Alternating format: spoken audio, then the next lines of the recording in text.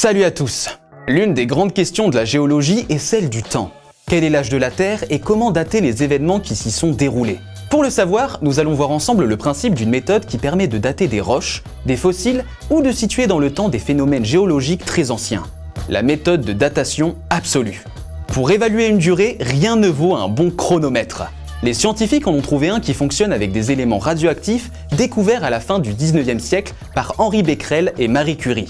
Voyons comment ça marche. Tout système, être vivant ou roche, contient au moment où il cesse d'échanger avec son environnement des éléments radioactifs qui se désintègrent au cours du temps.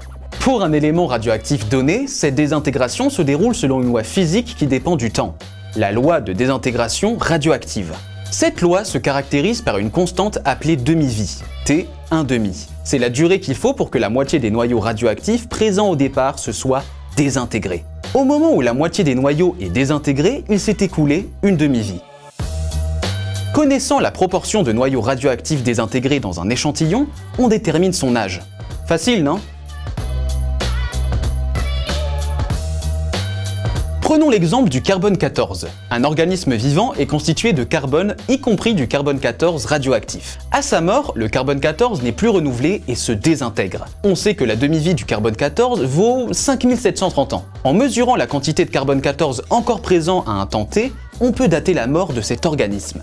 Grâce à cette méthode, on sait que le charbon utilisé pour peindre la grotte de Lascaux a été brûlé il y a environ 18 000 ans. En utilisant d'autres éléments radioactifs dont la demi-vie est plus longue, on peut remonter plus loin dans le temps. Mais vraiment plus loin.